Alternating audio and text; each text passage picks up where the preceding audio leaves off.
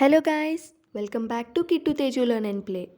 So ఈ వీడియోలో నేను ఐసిఎస్సి క్లాస్ 10 హిందీలో సాహిత్య సాగర్ బుక్లో షార్ట్ స్టోరీస్ 6th లెసన్ బడేగర్ కి బేటీ లెసన్ని హిందీలో పారాగ్రాఫ్ వైజ్ చదివి తెలుగులో దాన్ని ఎక్స్ప్లెయిన్ చేయబోతున్నాను.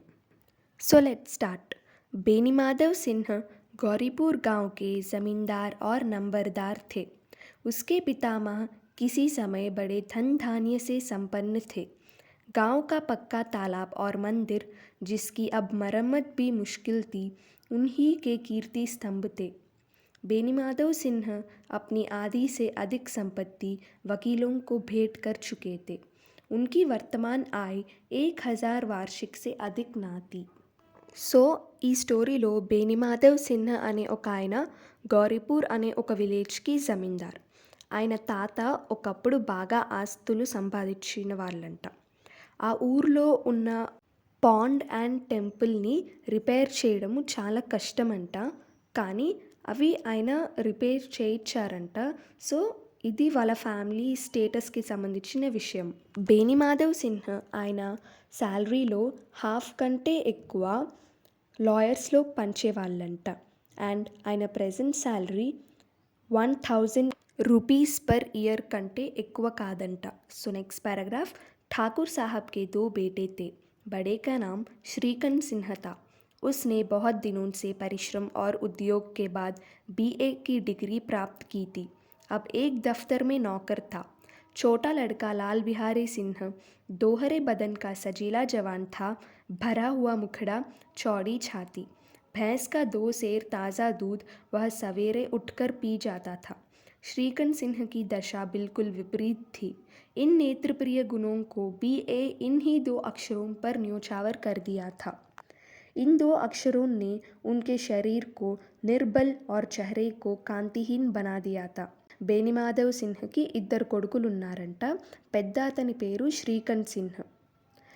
అతను చాలా రోజులు హార్డ్ వర్క్ ఇంకా బాగా స్ట్రెస్ పడి బీఏ డిగ్రీ సంపాదించాడంట శ్రీకంఠ్ సిన్హా.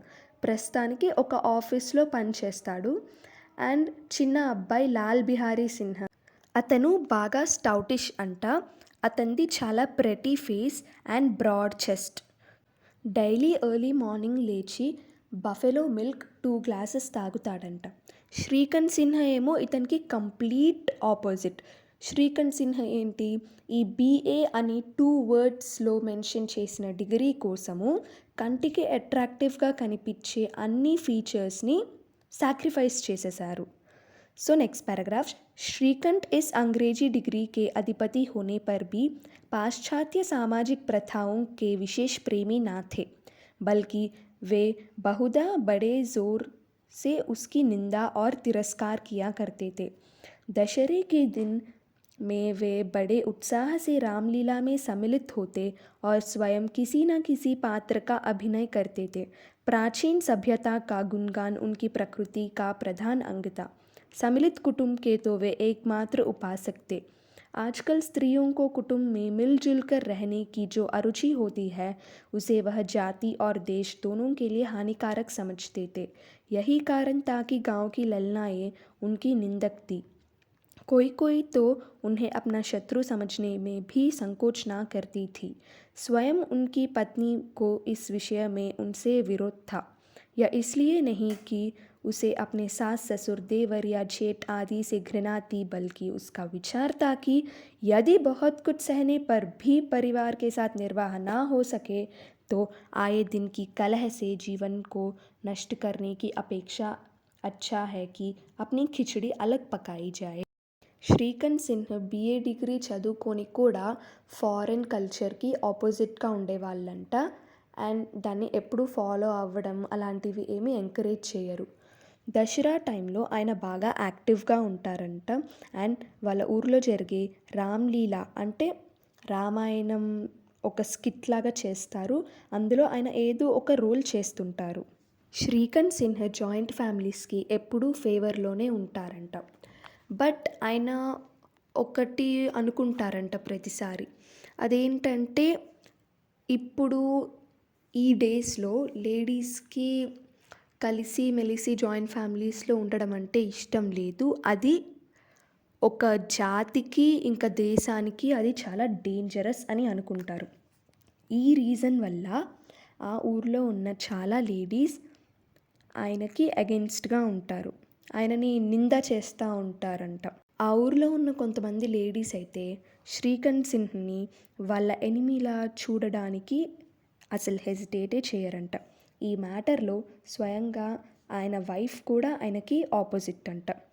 అది ఎందుకో కాదు, వాళ్ళ వైఫ్‌కి ఆ ఫ్యామిలీలో ఎవరితో ప్రాబ్లం లేదు. బట్ తనేమనుకుంటుంది, ఒకే ఇంట్లో ఉండడం పాసిబుల్ కాలేదనుకో, ఆ గొడవలు పడుతూ జీవితాన్ని సాగదీసే బదులు విడిపోవడమే బెస్ట్ అని తన ఆలోచన. आनंदी एक बड़े उच्च कुल की लड़की थी। उसके बाप एक छोटी सी रियासत के तालुकेदार थे। विशाल भवन, एक हाथी, 3 कुत्ते, झाड़ फानूस, आनरेरी मजिस्ट्रेटी और रिन, जो एक प्रतिष्ठित तालुकेदार के योग्य पदार्थ हैं, सभी यहाँ विद्यमान थे। नाम था भूप सिंह। बड़े उदार चित्त और प्रतिभाशाली पुरुष थे, पर दुर्भाग्य से लड़का एक भी ना था। आनंदी चौथी लड़की थी। वह अपनी सब बहनों से अधिक रूपवती और गुणवती थी। इससे ठाकुर भूप सिंह उसे बहुत प्यार करते थे। सुंदर संतान को कदाचित उसके माता पिता भी अधिक चाहते हैं। ठाकुर साहब बड़े धर्म संकट में थे कि आनंदी का विवाह कहाँ करें। ना तो यह चाहते थे कि ऋण का बोझ बढ़े और ना यही स्वीकार था कि उसे अपने को भाग्यहीन समझना पड़े। एक दिन श्रीकांत सिंह उनके पास किसी चंदे का रुपया मांगने आए। भूप सिंह उनके स्वभाव पर रीझ गए और धूमधाम से श्रीकांत सिंह का विवाह आनंदी के साथ हो गया। ఆనంది ఒక రెస్పెక్టబుల్ ఫ్యామిలీలో పుట్టిందంట. వాళ్ళ ఫాదర్ ఒక జమీందార్ అంట. ఆయన పేరు భూప్ సిన్హా. సో వాళ్ళ ఇంట్లో ఒక ఎలిఫెంట్, 3 డాగ్స్ అలా చాలా ఉన్నాయంట. వాళ్ళకి ఒక పెద్ద బంగ్లా, ఇంకా ఇంట్లో ఒక మెజిస్ట్రేట్, లైక్ ఇవన్నీ ఒక పర్ఫెక్ట్ జమీందార్ దగ్గర ఏమేమి ఉండాలో అవన్నీ వీళ్ళ ఇంట్లో ఉన్నాయంట. భూప్ సిన్హా చాలా కైండ్ పర్సన్ అంట. అండ్ ఆయనకి నలుగురు కూతుర్లే అంట, ఎవరు కొడుకు లేరు. ఆనంది ఏమో అందరికంటే చిన్న అమ్మాయి. 4 సిస్టర్స్లో Anandi most intelligent and most beautiful అంట. భూప్ సిన్హా ఇప్పుడు ఒక డైలమాలో ఉన్నారంటే ఆనంది మ్యారేజ్ ఎక్కడ చేయాలి అని. ఆయనకి 2 థింగ్స్ కావాలి. ఆ అమ్మాయి హ్యాపీగా ఉండాలి, అంటే తను అన్లక్కీ అని ఆయన ఫీల్ అవ్వకూడదు. అండ్ ఇంకొకటి ఏంటంటే ఆ లోన్స్, ఆ ప్రాబ్లమ్స్ అవన్నీ ఎక్కువ ఉండకూడదు. సో ఇలా ఆలోచిస్తూ ఉన్నారు ఆయన. అండ్ ఒకరోజు శ్రీకాంత్ సిన్హా దేనికో డొనేషన్ కలెక్ట్ చేయడానికి వాళ్ళ ఇంటికి వచ్చారంట. ఆయన బిహేవియర్ చూసి భూప్ సిన్హా బాగా ఇంప్రెస్ అయ్యి శ్రీకాంత్ సిన్హా అండ్ ఆనందీకి మ్యారేజ్ చేసేశారు. आनंदी अपने नए घर में आई तो यहाँ रंग ढंग कुछ और देखा। जिस टीम टाम को उसे बचपन से ही आदत पड़ी हुई थी, वह यहाँ नाम मात्र को भी ना थी। हाथी घोड़ों का कहना ही क्या, कोई सजी हुई सुंदर बहेली तक ना थी। रेशमी स्लीपर साथ लाई थी, पर यहाँ बाग कहाँ जहाँ वह सैर करती। मकान में खिड़कियाँ तक ना थी, ना ज़मीन पर फर्श, ना दीवार पर तस्वीरें। वह एक सीधा साधा देहाती गृहस्थ का मकान था। किंतु आनंदी ने थोड़े दिनों में ही अपने आप को इस नई परिस्थिति में ऐसा अनुकूल बना लिया मानो विलास के सामान कभी देखे ही ना थे। ఆనంది తన అత్తారింటికి వచ్చాక అక్కడ తను చూసిన అట్మాస్ఫియర్ అంతా కంప్లీట్ డిఫరెంట్ అంట. తను చిన్నప్పటి నుంచి చూస్తున్న ఇంటి డెకరేషన్ అయినా, ఇంటీరియర్స్ అవన్నీ ఇక్కడ చెప్పుకోవడానికి కూడా లేవంట. తను స్లిప్పర్స్ తెచ్చుకుంది, బట్ ఇక్కడ గార్డెన్ లేదు వాక్ చేయడానికి. వాల్స్ మీద ఫోటోగ్రాఫ్స్ లేవు, విండోస్ లేవు ఇంటికి, ఫ్లోర్ మీద కార్పెట్ లేదు. బట్ తను ఈ అట్మాస్ఫియర్లో చాలా అడ్జస్ట్ అయిందంట. ఎలా బిహేవ్ చేసేదంటే చిన్నప్పటి నుంచి ఎప్పుడు ఎలాంటి కంఫర్ట్స్ లేని దానిలాగా ఉండేదంట. एक दिन दोपहर के समय लाल बिहारी सिंह 2 चिड़ियाँ लिए हुए आया और भावट से बोला, जल्दी से पका दो, मुझे भूख लगी है। आनंदी भोजन बनाकर उसकी राह देख रही थी। अब वह नया व्यंजन बनाने बैठी। हांडी में देखा तो घी पाव भर से अधिक ना था। बड़े घर की बेटी किफ़ायत क्या जाने, उसने सब घी मांस में डाल दिया। लाल बिहारी खाने बैठा तो दाल में घी ना था। बोला, दाल में घी क्यों नहीं छोड़ा? ఒకరోజు ఆఫ్టర్నూన్ లాల్ బిహారీ సింహ్ 2 బర్డ్స్ని తెచ్చి ఆనందిని నాన్ వెజ్ కర్రీ చేయమన్నాడు. తను బాక్స్లో చూస్తే ఘీ అనేది పావంతు కంటే తక్కువ ఉందంట. ఉన్న ఘీ అంతా మాంసంలోనే వేసేసిందంట. లాల్ బిహారీ అన్నం తినడానికి కూర్చున్నప్పుడు అడిగాడంట, దాల్లో ఘీ ఎందుకు లేదు అని. आनंदी ने कहा, घी सब मांस में पड़ गया। लाल बिहारी जोर से बोला, अभी परसों घी आया है, इतनी जल्दी उठ गया? आनंदी ने उत्तर दिया, आज तो कुछ पाव भर रहा होगा, वह सब मैंने मांस में डाल दिया। जिस तरह सूखी लकड़ी जल्दी से जल उठती है, उसी तरह शुदा से बावला मनुष्य ज़रा ज़रा सी बात पर तिनक जाता है। लाल बिहारी को बावच की यह डिटाई बहुत बुरी मालूम हुई। तिनक कर बोला, मायके में तो जैसे घी की नदी बहती हो। ఆనంది చెప్పింది ఘీ మొత్తం నాన్ వెజ్ కర్రీలోనే పట్టింది. లాల్ బిహారీ ఏమన్నాడంటే, మొన్ననే ఘీ తెచ్చాము, అప్పుడే అయిపోయిందా? ఆనంది అప్పుడు ఏమంది, ఘీ అనేది పావంతు కంటే తక్కువే ఉంది, అదంతా నేను మాంసంలో వేసేసాను. ఏ రకంగా అయితే డ్రై వుడ్ ఈజీగా ఫైర్ని క్యాచ్ చేస్తుందో ఆ రకంగా లాల్ బిహారీకి కోపం వచ్చి ఆనందిని అన్నాడంట, మీ పుట్టింట్లో ఘీ రివర్లా ఏమైనా ఫ్లో అవుతుందా ఏంటి? स्त्री गालियाँ सह लेती है, मार भी सह लेती है, पर उससे मायके की निंदा नहीं सही जाती। आनंदी मुंह फेर कर बोली, हाथी मरा भी तो 9 लाख का, वहाँ इतना तो नित्य नाई कहार खा जाते हैं। लाल बिहारी जल गया, थाली उठाकर पटक दी और बोला, जी चाहता है जीभ खींच लूँ। आनंदी को भी क्रोध आ गया, मुंह लाल हो उठा, बोली, वह होते तो आज इसका मज़ा चखा देते। अब अनपढ़ उज्जड़ लाल बिहारी से ना रहा गया, खड़ाऊ उठाकर आनंदी की ओर ज़ोर से फेंकी और बोला, जिसने गुमान पर फूली हुई हो उसे भी देखूंगा और तुम्हें भी। ఆడవాళ్ళు తిట్లు కొట్లు పడగలరు, బట్ వాళ్ళ పుట్టింటికి అగెనెస్ట్గా మాట మటుకు పడలేరు. ఆనంది అంటుంది, మా ఇంట్లో ఈ కాస్త నెయ్యి పనోళ్ళు కూడా తింటుంటారు అని. సో అప్పుడు లాల్ బిహారీకి కోపం వచ్చింది అండ్ వాళ్ళిద్దరి మధ్యలో ఒక వర్బల్ ఆర్గ్యుమెంట్ అవుతుంది. అట్ లాస్ట్ లాల్ బిహారీ ఒక వుడెన్ స్లిప్పర్ని తీసుకొని ఆనంది పైకి విసిరేస్తాడు. आनंदी ने हाथ से खड़ाऊं रोकी, सिर बच गया पर उंगली में काफ़ी चोट आई। क्रोध के मारे हवा से हिलते हुए पत्ते की भांति कांपती हुई अपने कमरे में आकर खड़ी हो गई। स्त्री को पति के बल और पुरुषत्व का घमंड होता है। आनंदी खून का घूंट पीकर रह गई। श्रीकंठ सिंह शनिवार को घर आया करते थे। बृहस्पतिवार को यह घटना घटी थी। 2 दिन तक आनंदी कोप भवन में रही, ना कुछ खाया ना कुछ पिया, बस श्रीकंठ की बाट देखती रही। अंत में शनिवार को वह नियमानुसार संध्या समय घर आए और बाहर बैठकर कुछ इधर उधर की बातें, कुछ देश काल संबंधी समाचार तथा कुछ नए मुकदमे आदि की चर्चा करने लगे। यह वार्तालाप 10 बजे रात तक होती रही। गांव के भद्र पुरुषों को इन बातों में ऐसा आनंद मिलता था कि खाने पीने की भी सुध ना रहती थी। श्रीकंठ सिंह को पिंड छुटाना मुश्किल हो जाता था। ये 2-3 घंटे आनंदी ने बड़े कष्ट से काटे। किसी तरह भोजन का समय आया, पंचायत उठ गई। एकांत हुआ तो लाल बिहारी ने कहा, भैया आप ज़रा भाभी को समझा दीजिएगा कि मुंह संभल कर बातचीत किया करे, नहीं तो एक दिन अनर्थ हो जाएगा। లాల్ బిహారీ ఆనంది మీద చెప్పలు విసిరేసినప్పుడు ఆనంది దాన్ని చేత్తో ఆపుకుంది. సో తన తల అయితే సేవ్ అయింది, బట్ తన ఫింగర్కి చాలా దెబ్బ తగిలింది. తనకి చాలా కోపం వచ్చింది అండ్ శ్రీకంఠ్ సిన్హ కోసం వెయిట్ చేస్తూ అలానే కొన్ని రోజుల వరకు వాటర్ కానీ ఫుడ్ కానీ తీసుకోకుండా ఉంది. Every week Srikanth Sinha Saturday వస్తారంట. సో అలానే ఈ వీక్ కూడా సాటర్డే వచ్చారు అండ్ శ్రీకంఠ్ సిన్హ బయట ఉన్నప్పుడు కొంతమంది విలేజర్స్ వచ్చారు. సో ఇంకా అక్కడ పంచాయత్ లాంటిది ఒకటి ఫామ్ అయింది అండ్ శ్రీకంఠ్ సిన్హ ఇంకా వాళ్ళంతా చాలా డిఫరెంట్ టాపిక్స్ గురించి మాట్లాడుకున్నారు. లైక్ దేశం గురించి, కొన్ని స్కీమ్స్, అలాంటి వాటి గురించి. ఇదంతా నైట్ 10 వరకు అయింది.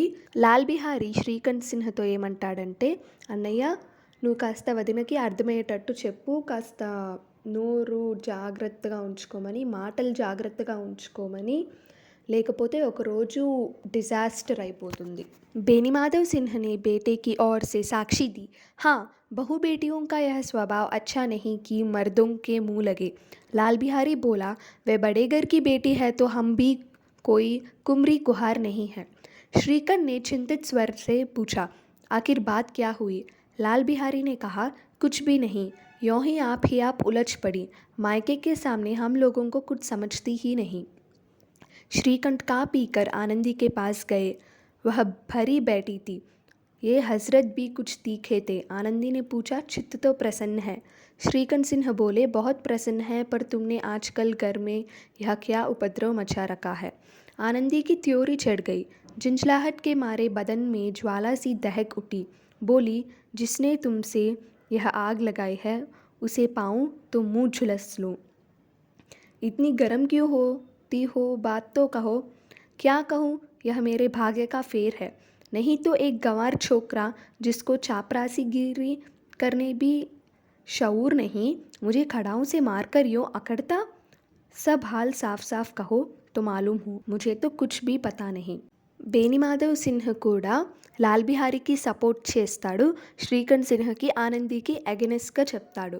లాల్ బిహారీ ఏమంటాడంటే, తను పెద్దింటి అమ్మాయి అయితే మనమేమి వర్కర్స్ కాదు అని. శ్రీకంఠ్ సిన్హాకి అసలు ఏం అర్థం కాదు. అసలు ఏమైంది అని అడుగుతాడు. లాల్ బిహారీ ఏమంటాడంటే, ఏం అవ్వలేదు, తనకి తనే ఎగురుతా గొడవ పడుతూ ఉంది. తను తన పుట్టిళ్ళ ముందు మనని చాలా తక్కువ చేసి మాట్లాడుతుంది అని. శ్రీకంఠ్ సిన్హా ఇంకా డిన్నర్ అయిపోయాక ఆనంది దగ్గరికి వెళ్ళారు. తను సాడ్గా కూర్చుంది. అండ్ ఆనంది అప్పుడు ఏమడిగిందంటే, ఇప్పుడు విలేజర్స్తో పంచాయతీ అయింది కదా, అందరు సాటిస్ఫైడేనా అని.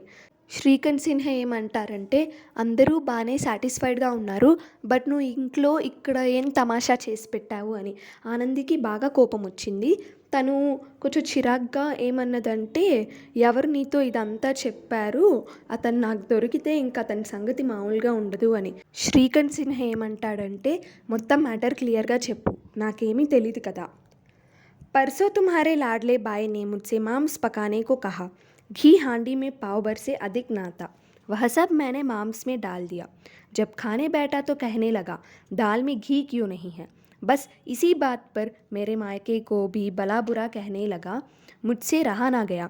मैंने कहा कि वहाँ इतना घी तो नाई कहार खा जाते हैं और किसी को जान भी नहीं पड़ती. बस इतनी सी बात पर उस अन्यायी ने मुझ पर खड़ाऊँ फेंक मारी. यदि हाथ से ना रोक लेती तो सिर फट जाता. उसी से पूछो मैंने जो कुछ कहा वह सच है या झूठ. श्रीकंठ की आंखें लाल हो गई. बोले, यहाँ तक हो गया उस छोकरे का साहस. సో ఆనంది మొత్తం క్లియర్ కట్గా చెప్పేస్తుంది, లాల్ బిహారీ ఇంకా తనకి మధ్యలో శ్రీకంఠ్ సిన్హా లేనప్పుడు ఏం జరిగిందో. ఇంకా తను అంటుంది, వెళ్ళి అతన్నే అడుగు, నేను చెప్పిన ప్రతి మాట నిజమో కాదో అని. శ్రీకంఠ్ సిన్హా కళ్ళు అయితే ఎర్రగా అయిపోయేది అంతా విని. ఏమంటాడంటే, ఈ బేవర్స్ గాడికి అసలు ఇంత ధైర్యం ఉందా, ఇలా చేస్తాడు అని. आनंदी स्त्रियों के स्वभाव अनुसार रोने लगी, क्योंकि आंसू उनकी पलकों पर रहती है. श्रीकंठ धैर्यवान और शांत पुरुष थे. उन्हें कदाचित ही क्रोध आता था, पर स्त्रियों के आंसू पुरुषों की क्रोधाग्नि भड़कने में घी का काम कर देती है. रात भर करवट बदलते रहे. उद्विग्नता के कारण पलक तक ना झपकी. प्रातःकाल अपने बाप के पास जाकर बोले, दादा, अब इस घर में मेरा निर्वाह ना होगा. इस तरह की विद्रोहपूर्ण बातें कहने पर श्रीकंठ सिन्हा ने कितनी ही बार अपने मित्रों को आड़े हाथों लिया था, परंतु दुर्भाग्यवश आज उन्हें स्वयं वही बातें अपने मुंह से कहनी पड़ी. दूसरों को उपदेश देना भी कितना सहज है.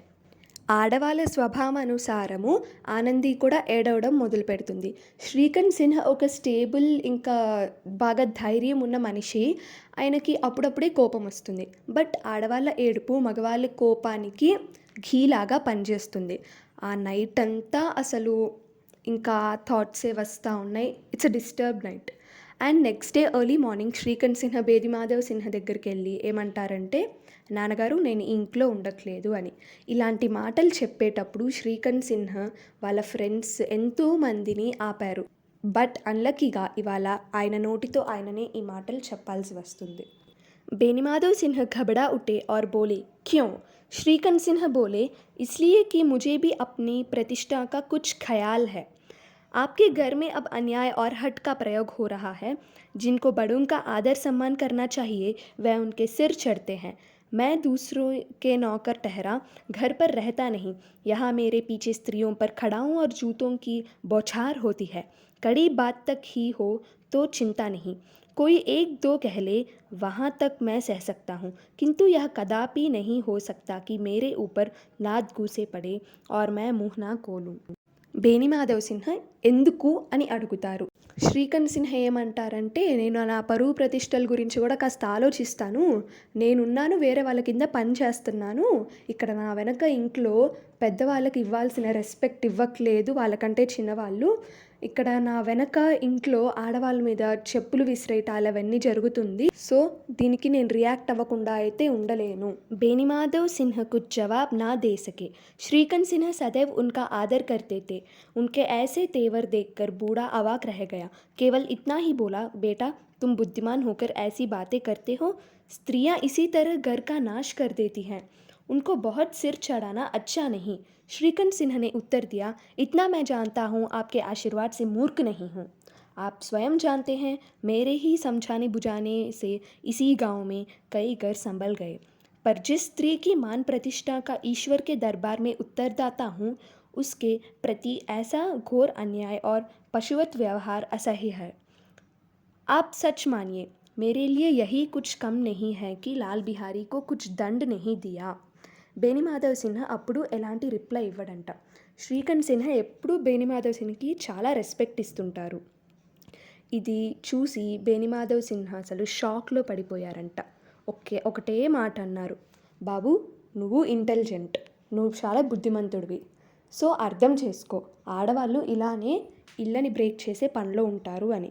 శ్రీకంఠ్ సిన్హా అప్పుడు ఏమంటారు తెలివిగా, నాన్నగారు మీ బ్లెస్సింగ్స్తో నేనైతే మూర్ఖుడిని కాదు, మీరే చూశారు కదా బ్రేక్ అవుతున్న ఎన్నో హౌసెస్ని నేనే కలిపాను మన ఊర్లో, నా ఫ్రెండ్స్ని ఆపాను వాళ్ళ జాయింట్ ఫ్యామిలీస్ నుంచి విడిపోతాము అని అంటే. ఏ ఆడదాని పరువుకైతే నేను దేవుడి కోర్టులో రెస్పాన్సిబులో దానివైపు ఇంత అన్యాయం అయితే నేను చూడలేను. మీరు ఇంకా హ్యాపీగా ఉండండి, నేను లాల్ బిహారీకి ఎలాంటి పనిష్మెంట్ అయితే ఇవ్వలేదు. अब बेनीमाधव सिन्हा भी गरमाए, ऐसी बात और ना सुन सके, बोले, लाल बिहारी तुम्हारा भाई है, उससे कभी भूल चूक हो उसके कान पकड़ो, लेकिन लाल बिहारी को मैं अपना भाई नहीं समझता. स्त्री के पीछे जी नहीं, उसकी क्रूरता और अविवेक के कारण. బేణిమాధవ్ సిన్హాకి ఒళ్ళు మండింది. ఆయన ఇదంతా వినలేకపోయారు. ఏమన్నారంటే, లాల్ బిహారీ నీ తమ్ముడు, అతను ఏదో ఒక చిన్న మిస్టేక్స్ చేస్తూ ఉంటారు, వాడు చెవు పట్టుకొని మెల తీసేయి, కానీ ఇలా ఎలా చేస్తామని. శ్రీకంఠ్ సిన్హా ఏమంటాడంటే, నేను లాల్ బిహారీని నా తమ్ముడిగా అసలు కన్సిడరే చేయనని. బేణిమాధవ్ సిన్హా ఏమంటారంటే, ఏంటి ఆడదాని వెనకాల అని. శ్రీకంఠ్ సిన్హా ఎలా రిప్లై ఇస్తాడంటే, కాదు నాన్న, ఒక ఆడదాని కోపం వెనక. दोनों कुछ देर चुप रहे. ठाकुर साहब लड़के का क्रोध शांत करना चाहते थे, लेकिन यह नहीं स्वीकार करना चाहते कि लाल बिहारी ने कोई अनुचित काम किया है. इसी बीच में गांव के और कई सज्जन हुक्के चिलम के बहाने वहां आ बैठे. कई स्त्रियों ने जब यह सुना कि श्रीकंठ सिन्हा पत्नी के पीछे पिता से लड़ने पर तैयार है, तो उन्हें बड़ा हर्ष हुआ. दोनों पक्षों की मधुर वाणियाँ सुनने के लिए उनकी आत्माएं अकुलाने लगी. गांव में कुछ ऐसे कुटिल मनुष्य भी थे जो इस कुल की नीतिपूर्ण गति पर मन ही मन चलते थे. इन महान भावों की शुभकामनाएं आज पूरी होती दिखाई दी. कोई हुक्का पीने और कोई लगान की रसीद दिखाने के बहाने आकर बैठ गए. बेनीमाधव सिन्हा पुराने आदमी थे, इन भावों को ताड़ गए. उन्होंने निश्चय किया, चाहे कुछ भी क्यों ना हो, इस द्वेषियों को ताली बजाने का अवसर ना दूंगा. तुरंत कोमल शब्दों में बोले, बेटा मैं तुमसे बाहर नहीं हूँ, तुम्हारा जी जो चाहे करो, अब तो लड़के से अपराध हो गया. బేణిమాధవ్ సిన్హా ఇంకా శ్రీకంఠ్ సిన్హా ఇద్దరు కాసేపు కామ్గా ఉన్నారు. బేణిమాధవ్ సిన్హా ఏమో శ్రీకంఠ్ సిన్హా కోపం తగ్గడానికి ట్రై చేస్తున్నారు, బట్ యాక్సెప్ట్ చేయాలనుకోవట్లేదు, ఏంటి లాల్ బిహారీ మిస్టేక్ చేశాడు అని. ఈ టైం గ్యాప్లో ఊర్లో చాలామందికి ఈ మ్యాటర్ తెలిసిపోయింది. కొంతమంది లేడీస్ అయితే హ్యాపీగా ఉన్నారు. శ్రీకంఠ్ సిన్హా వాళ్ళ భార్యకి ఎదురుగా నించొని వాళ్ళ నాన్నతో గొడవ పడడానికి రెడీగా ఉన్నారు అని. సో కొంతమంది ప్రాపర్టీ పేపర్స్ చూపియడానికని, లేకపోతే హుక్కా తాగడానికి, ఇలా అన్నీ ఏవేవో రీజన్స్ చెప్పేసి అక్కడైతే అసెంబుల్ అయిపోయారు. బేని మాధవ్ సిన్హా కాస్త పాతకాలంపు ఆలోచనలతో ఉన్న మనిషి. సో ఫిక్స్ అయిపోయారు, ఇక్కడ ఉన్న ఆడియన్స్కి చప్పట్లు కొట్టే ఛాన్స్ అయితే నేను ఇవ్వను అని. ఏమన్నారంటే సాఫ్ట్ వాయిస్లో, బాబు నేను నీకు పరాయవాడిని కాదు, నీకు నచ్చింది చేసుకో, ఇప్పుడైతే అబ్బాయి తప్పు చేసేసాడు కదా. इलाहाबाद का अनुभव रहित झलाया हुआ ग्रेजुएट इस बात को ना समझ सका। उसे डिबेटिंग क्लब में अपनी बात पर अड़ने की आदत थी। इन हथकंडों की उसे क्या खबर। बाप ने जिस मतलब से बात पलटी थी वह उसकी समझ में ना आई। बोला, मैं लाल बिहारी के साथ अब इस घर में नहीं रह सकता। बेनी माधव सिन्हा ने पुचकारा, बेटा बुद्धिमान लोग मूर्खों की बात पर ध्यान नहीं देते। वह बेसमझ लड़का है, उससे जो कुछ भूल हो गई तुम बड़े होकर क्षमा करो। श्रीकांत सिन्हा को आवेश आ गया। बोले, उसकी इस धृष्टता को मैं कदापि नहीं सह सकता। यह तो वही घर में रहेगा या मैं ही। आपको यदि वह अधिक प्यारा है तो मुझे विदा कीजिए, मैं अपना भार संभाल लूँगा। यदि मुझे रखना चाहते हैं तो उससे कहिए जहाँ चाहे चला जाए, బస్ యహ మేరా అంతిమ్ నిశ్చయ్ హై. ఈ మాట ఇలాహాబాద్లో గ్రాడ్యుయేషన్ చేసిన శ్రీకాంత్ సిన్హాకి అర్థం కాలేదు. వాళ్ళ నాన్న ఏ ఇంటెన్షన్తో ఆ మాట అన్నారు. డిబేటింగ్ క్లబ్లో శ్రీకాంత్ సిన్హా ఎప్పుడూ తన మాట మీద నిలబడతాడంట. సో అప్పుడేమన్నారు, నేను లాల్ బిహారీతో కలిసి ఈ ఇంట్లో ఉండను అని. బేని మాధవ్ సిన్హా ఏమన్నారంటే, బాబు తెలివైన వాళ్ళు మూర్ఖులు అన్న మాటలన్నిటినీ పట్టించుకోరు, వాడు ఏ తప్పు చేశాడో దాన్ని నువ్వు క్షమించు. శ్రీకాంత్ సిన్హాకి బాగా కోపం వచ్చింది. ఏమన్నాడంటే, లాల్ బిహారీ చేసిన ఈ పాపాన్నైతే నేను అస్సలు సహించలేను. అయితే వాడింట్లో ఉంటాడు, లేకపోతే నేను ఉంటాను. మీకు వాడెక్కువ ఇష్టమైతే నాకు గుడ్ బై చెప్పేసేయండి. నా రెస్పాన్సిబిలిటీని నేను చూసుకోగలను. అదే నన్ను కావాలనుకున్నారనుకో అతన్ని వెళ్ళిపోమనండి. लास्ट डिसीजन मीदे. लाल बिहारी दरवाजे की चौखट पर चुपचाप खड़ा बड़े भाई की बातें सुन रहा था. वह श्रीकांत के सामने चारपाई पर बैठ जाए, हुक्का पी ले या पान खा ले, बाप का भी वह लिहाज ना करता था जितना बड़ा भाई का. श्रीकांत का भी उस पर हार्दिक स्नेह था. अपने होश में उन्होंने कभी उससे घुड़का तक ना था. जब वह इलाहाबाद से आते तो उसके लिए कोई ना कोई वस्तु अवश्य लाते. मुकद्दर की जोड़ी उन्होंने ही बनवाई थी. पिछले साल जब उसने अपने से जोड़े जवान को नागपंचमी के दिन दंगल में पछाड़ दिया तो उन्होंने पुलकित होकर अखाड़े में ही जाकर उसे गले से लगा लिया और 5 रुपये के पैसे लुटा लिए. ఈ కాన్వర్జేషన్ అంతా లాల్ బిహారీ రూమ్ డోర్ బయట నించొని సైలెంట్గా వింటున్నాడంట. అతను శ్రీకాంత్ సిన్హా ఎదురుగా బెడ్ మీద కూర్చున్నా, హుక్కా తాగినా, ఏం చేసినా పర్వాలేదు, ఎందుకంటే వాళ్ళిద్దరి మధ్యలో అంత మంచి బాండింగ్ ఉంది. అండ్ శ్రీకాంత్ సిన్హా ఇలాహాబాద్ నుంచి వచ్చే ప్రతిసారి లాల్ బిహారీకి ఏదో ఒక గిఫ్ట్ తెస్తూనే ఉంటారంట. ఒకసారి లాల్ బిహారీ ఏదో కాంపిటీషన్లో పార్టిసిపేట్ చేసి గెలిచాడంట. అండ్ అప్పుడు శ్రీకాంత్ సిన్హా ఆ హ్యాపీనెస్ని ఆపుకోలేక గ్రౌండ్లోకి వచ్చి ఆ లాల్ బిహారీని హక్ చేసుకున్నాడు. అప్పుడు లాల్ బిహారీ శ్రీకాంత్ సిన్హా దగ్గర 5 రూపీస్ దొంగలిచ్చాడంట. సో ఇలాంటి ఇన్సిడెంట్స్ అవన్నీ ఈ పారాగ్రాఫ్లో వాళ్ళు మెన్షన్ చేశారు. ऐसे भाई के मुंह से आज ऐसी हृदय विदारक बात सुनकर लाल बिहारी को बड़ी ग्लानि हुई. वह फूट फूट कर रोने लगा. इसमें संदेह नहीं कि अपने किए पर वह पछता रहा था. भाई के आने के एक दिन पहले से उसकी छाती धड़कती थी कि देखो भैया क्या कहते हैं, मैं उनके सम्मुख कैसे जाऊंगा, उनसे कैसे बोलूँगा, मेरी आंखें उनके सामने कैसी उठेंगी. उसने समझा था कि भैया मुझे बुलाकर समझा देंगे. इस आशा के विपरीत आज उसने उन्हें कठोरता की मूर्ति बने हुए पाया. वह मूर्ख था, परंतु उसका मन कहता था कि भैया मेरे साथ अन्याय कर रहे थे. यदि श्रीकांत सिन्हा उसे अकेले में बुलाकर 2-4 कड़ी बात कह देते, इतना ही नहीं 2-4 तमाचे भी लगा देते तो कदाचित उसे इतना दुख ना होता. पर बाई का यह कहना कि अब मैं इसकी सूरत नहीं देखना चाहता, लाल बिहारी से सहा ना गया.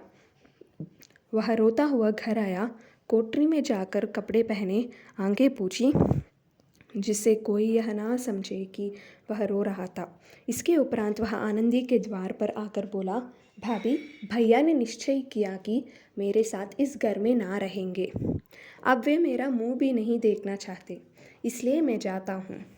उन्हें फिर मुंह ना दिखाऊंगा। मुझसे जो कुछ अपराध हुआ उसे क्षमा करना। यह कहते कहते लाल बिहारी का गला भर आया.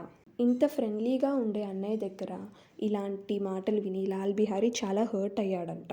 అతను అసలు ఏడుస్తూనే ఉన్నాడంట. లాల్ బిహారీ అంట చాలా రిగ్రెట్ అవుతున్నాడంట చేసిన దానికి. లాల్ బిహారీ ముందు రోజు నుంచే అనుకుంటున్నాడంట, అన్నయ్య ఏమంటాడు, నేను అసలు ఆయన ముందుకు ఎలా వెళ్ళాలి, ఎలా చెప్పాలి, నేను తల ఎలా ఎత్తాలి అన్నయ్య ముందు. లాల్ బిహారీ ఏమనుకున్నాడంటే, అన్నయ్య పిలుస్తాడు, కొడతాడు, కొంచెం హార్ష్గా మాట్లాడతాడు అని అనుకున్నాడు. బట్ అసలు ఇలా నేను లాల్ బిహారీ మొహమే చూడను అని అంటాడని అయితే అస్సలు ఎక్స్పెక్ట్ చేయలేదు. లాల్ బిహారీ ఇంట్లోకి వెళ్ళి ఏడ్చాడంట. తర్వాత ఫేస్ వాష్ చేసుకున్నాడంట. ఎందుకంటే అతను ఏడ్చినట్టు అందరికీ తెలియకూడదు అని. లాల్ బిహారీ సిన్హా ఆనంది రూమ్ డోర్ ఎదురుగా నించొని ఏమంటాడంటే, వదిన, అన్నయ్య అయితే డిసైడ్ అయిపోయాడు, నాతో కలిసి ఇంట్లో ఉండను, ఇంకా నా మొహం చూడడు అని. సో అందుకే నేను అన్నయ్యకి ఇంకెప్పుడు నా మొహం చూపియను అండ్ నేనైతే ఇప్పుడు వెళ్ళిపోతున్నాను. నేను మీతో చేసిన తప్పుకి నన్ను క్షమించండి ఇలా అన్నాడు. ఇలా అంటున్నప్పుడు లాల్ బిహారీ గొంతులో ఆ ఏడుపు ఎమోషన్ అనేది ఆనందికి అర్థమైపోయింది. जिस समय लाल बिहारी सिर झुकाए आनंदी के द्वार पर खड़ा था, उसी समय श्रीकंठ सिन्हा भी आंखें लाल किए बाहर से आए. भाई ने देखा तो घृणा से आंखें फेर ली और कतराकर निकल गए, मानो उसकी परछाई से दूर भागना चाहते हैं. आनंदी ने लाल बिहारी की शिकायत की थी, लेकिन अब मन में पछता रही थी. वह स्वभाव से ही दयालु थी. उसे इसका तनिक भी ध्यान न था कि बात इतनी बढ़ जाएगी. वह मन में अपने पति पर झुंझला रही थी कि ये इतने गर्म क्यों होते हैं. जब उसने लाल बिहारी को दरवाजे पर खड़े यह कहते सुना कि अब मैं जाता हूँ, मुझसे जो कुछ हुआ क्षमा करना, तो उसका रहा सहा क्रोध भी पानी हो गया. वह रोने लगी. मन का मैल धोने के लिए नयन जल से उपयुक्त और कोई वस्तु नहीं है. లాల్ బిహారీ అలా ఆనంది రూమ్ డోర్ ఎదురుగా నించున్నప్పుడు శ్రీకంఠ్ సిన్హా కూడా వచ్చాడు. బట్ లాల్ బిహారీని ఇగ్నోర్ చేసి వెళ్ళిపోయాడు. ఆనంది లాల్ బిహారీ మీద కంప్లైంట్ చేసింది, బట్ ఇప్పుడు చాలా రిగ్రెట్ అవుతుంది అలా చేసినందుకు. ఎందుకంటే తను చాలా కైండ్ పర్సన్. తను అస్సలు ఎక్స్పెక్ట్ చేయలేదు మ్యాటర్ ఇంత దూరం వరకు వెళ్తుంది అని. తను శ్రీకంఠ్ మీద తను అనుకుంటుంది, అసలు శ్రీకంఠ్ సిన్హా ఎందుకు ఇంత రియాక్ట్ అవుతారు అన్నిటికీ, చిన్న చిన్న వాటికి అని. ఇంకా లాల్ బిహారీ డోర్ ఎదురుగా నించొని చెప్పిన అన్నిటికీ తనకి ఉన్న కాస్త కోపం అంతా కూడా తగ్గిపోయింది. श्रीकंठ को देखकर आनंदी ने कहा, लाल बाहर खड़े बहुत रो रहे हैं, तो मैं क्या करूं? भीतर बुला लो, मेरी जीभ में आग लगे. मैंने कहाँ से झगड़ा उठाया, मैं नहीं बुलाऊंगा. पछताओगे, उन्हें बहुत ग्लानि हो गई है, ऐसा ना हो कि वह चल दे. श्रीकंठ सिन्हा ना उठे. इतने में लाल बिहारी ने फिर कहा, भाभी, भैया से मेरा प्रणाम कह दो. वे मेरा मुंह नहीं देखना चाहते, इसलिए मैं अपना मुंह उन्हें ना दिखाऊंगा. लाल बिहारी इतना कह लौट पड़ा और शीघ्रता से दरवाजे की ओर बढ़ा. अंत में आनंदी कमरे से निकली और उसका हाथ पकड़ लिया. लाल बिहारी ने पीछे मुड़कर देखा और आंखों में आंसू भरकर बोला, मुझे जाने दो. సో ఇక్కడ ఏం జరుగుతుందంటే, శ్రీకంఠ్ సిన్హాని చూసి ఆనంది అంటుంది, లాల్ బిహారీ బయట నించున్నాడు అని. అప్పుడు శ్రీకంఠ్ సిన్హా నేనేం చేయను అంటాడు. ఆనంది ఏమో లోపలికి తీసుకురా లాల్ బిహారీని అని అంటుంది. శ్రీకంఠ్ సిన్హా నేను పిలవను అంటాడు. ఇంకా అలా కాన్వర్జేషన్ జరుగుతూ ఉంటుంది. ఆనంది ఏమో పిలవమంటుంది, శ్రీకంఠ్ ఏమో పిలవను అంటాడు. అయితే అప్పుడు లాల్ బిహార్ బయట నుంచి అంటాడు, వదిన, అన్నయ్యకి నా సైడ్ నుంచి గుడ్ బై అలా చెప్పు, అతను నా మొహం చూడాలనుకోవట్లేదు, అందుకే నేను ఎదురుగొచ్చి చెప్పట్లేదు అని. లాల్ బిహారీ చెప్పి వెళ్ళిపోబోతున్నాడు. అంటే స్పీడ్గా డోర్ వైపు వెళ్ళిపోతున్నాడు. ఇంకా అట్ లాస్ట్ ఆనంది రూమ్ బయటకు వచ్చి లాల్ బిహారీ చేయి పట్టుకొని ఆనంది రూమ్ బయటకు వచ్చి లాల్ బిహారీ చేయి పట్టుకుంది. లాల్ బిహారీ వెనక్కి తిరిగి చూసి నన్ను వెళ్ళిపోని అంటాడు.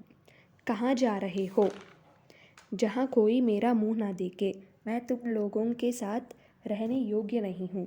तुम्हें मेरी सौगंध अब एक पग भी आगे ना बढ़ना.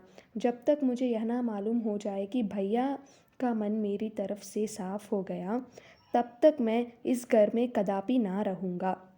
సో ఇక్కడ డిస్కషన్ ఏంటంటే ఆనంద్ ఏమో లాల్ బిహారీని ఎక్కడికి వెళ్తున్నావు అంటే నేను ఎక్కడికైనా వెళ్తాను, అంటే నన్ను ఎవ్వరూ చూడని చోటుకి వెళ్తాను అంటాడు లాల్ బిహారీ. ఇంకా నేను మీతో ఉండే అంత ఎలిజిబుల్ పర్సన్ అయితే కాదంటాడు లాల్ బిహారీ. ఆనంద్ ఏమంటుందంటే నా మీద ఒట్టు నువ్వు వెళ్ళిపోతే అని. అయితే లాల్ బిహారీ ఏమంటాడంటే నాకు ఎప్పటి వరకు అయితే అన్నయ్య సొంతగా పిలవడో నేను ఇంట్లోకి అయితే రాను అని అంటాడు. క్లియర్గా చెప్పేస్తాడు. श्रीकंठ सिन्हा का हृदय भी पिघला. उन्होंने बाहर आकर लाल बिहारी को गले से लगा लिया. दोनों भाई खूब फूट फूट कर रोए. लाल बिहारी ने सिसकते हुए कहा, अब कभी मत कहिएगा कि तुम्हारा मुंह ना देखूंगा. इसके सिवा अब जो दंड देंगे मैं सहर्ष स्वीकार करूंगा. श्रीकंठ ने कांपते हुए स्वर में कहा, लल्लू, इन बातों को बिल्कुल भूल जाओ. ईश्वर चाहेगा तो फिर ऐसा अवसर ना आएगा. बेनीमाधव सिंह बाहर से आ रहे थे. दोनों भाइयों को गले मिलते देखकर आनंद से पुलकित हो गए और बोल उठे, बड़े घर की बेटियां ऐसी ही होती हैं, बिगड़ता हुआ काम बना लेती हैं. गांव में जिसने यह वृत्तांत सुना उसी ने इन शब्दों में आनंदी की उदारता को सराहा. बड़े घर की बेटियां ऐसी ही होती हैं. సో ఇక్కడ ఏమవుతుందంటే శ్రీకంఠ్ సిన్హా హార్ట్ కూడా మెల్ట్ అయిపోయింది ఆనంది ఇంకా లాల్ బిహారీ కాన్వర్జేషన్ విని. ఆయన బయటకు వచ్చి లాల్ బిహారీని హక్ చేసుకున్నారు. ఇద్దరు కలిసి బాగా ఏడ్చారు. లాల్ బిహారీ ఏమన్నాడంటే, అన్నయ్య నువ్వు నా మొహం చూడను అని మటుకు ఎప్పుడు అనకు, ఇంకెప్పుడు అలా అనకు, దాని తప్ప నువ్వు ఏ పనిష్మెంట్ ఇచ్చినా నేను హ్యాపీగా యాక్సెప్ట్ చేసేస్తాను అని. ఇంకప్పుడు శ్రీకంఠ్ సిన్హా కొంచెం ప్యానిక్డ్ వాయిస్లో ఏమంటాడు, లాల్ బిహారీ అసలు వీటన్నిటిని నువ్వు పట్టించుకోకు, దేవుడు అనుకుంటే మన లైఫ్లో ఇలాంటి సిచ్యువేషన్ మళ్ళీ రాదు. అప్పుడే బయట నుంచి బేనిమాధవ్ సిన్హా వచ్చి ఇద్దరు పిల్లలు కలిసిపోవడం చూసి చాలా హ్యాపీగా ఫీల్ అయ్యారు. ఆనందిని పొగుడుతూ ఏమన్నారంటే, పెద్ద ఇంటి అమ్మాయిలు ఇలానే ఉంటారు, పాడైపోతున్న పనిని సెట్ చేసిస్తారు అని. ఊర్లో ఈ డైలాగ్ ఎవరు విన్నా వాళ్ళ ఆనందిని పొగుడుతూ ఈ మాట అంటారు, పెద్ద ఇంటి అమ్మాయిలు ఇలానే ఉంటారు అని. సో గైస్, ఈ లెసన్ ఇంకా అయిపోయింది. I think the video is too long and all the best for your Hindi exam. And guys please comment చేయండి నెక్స్ట్ మీకు ఏ లెసన్ మీద ఇలాంటి ఎక్స్ప్లెనేషన్ వీడియో కావాలో. మ్యాక్సిమం కామెంట్స్ ఏ లెసన్ మీద వస్తే ఆ వీడియో చేయడానికి I try my best. Thank you. Please like, share and subscribe to Kittu Teju learn and play.